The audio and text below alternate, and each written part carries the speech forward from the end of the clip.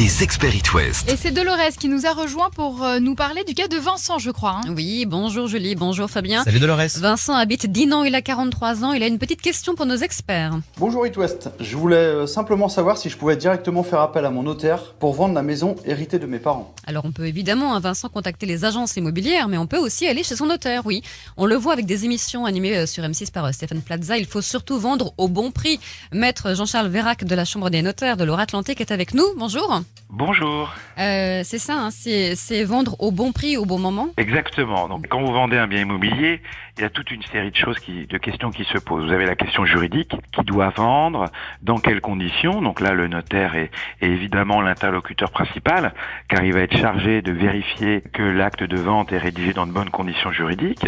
Il y a évidemment aussi l'aspect financier, à quel prix le mettre en vente, quel est l'état du marché, qui est un travail qui est souvent réalisé par les agences immobilières, mais qui peut l'être à titre accessoire par les notaires. Il faut savoir que de nombreux notaires font de la négociation immobilière, même s'il est vrai que ça reste une activité secondaire du notaire. Alors le notaire va donc lui-même rédiger l'annonce comme l'aurait fait une agence immobilière et pourra même négocier pour l'acheteur. Alors je pense que sur la partie négociation, les notaires sont compétents, mais ils sont pas plus compétents que les agences. En revanche, sur l'aspect juridique, en effet, il est indispensable d'être en contact avec son notaire. J'ai même envie de dire qu'il faut aller voir le notaire avant la mise en vente, parce que vous avez des questions qui vont se poser, et notamment des questions de fiscalité. Dans le cas que vous évoquiez, il est probable que cette maison ne soit pas la résidence principale du vendeur, étant donné qu'il l'a reçue en héritage de famille, et donc se pose alors la question de la plus-value immobilière, qui est un impôt qui est très lourd, qui peut atteindre 35% de la plus-value.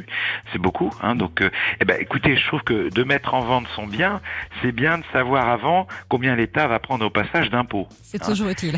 Et malheureusement, je réalise quotidiennement des ventes où les gens apprennent uniquement un mois avant combien ils vont avoir en moins sur leur prix de vente, et c'est parfois une très mauvaise surprise. Et oui, ça fait toujours un peu mal. Merci Jean-Charles Vérac, délégué à la communication de la Chambre des notaires de Loire-Atlantique. Et merci à toi Dolores, chronique à retrouver évidemment sur itwest.com en replay. Pour plus d'infos, si vous avez le site notaire44.com ou bien vous remplacez.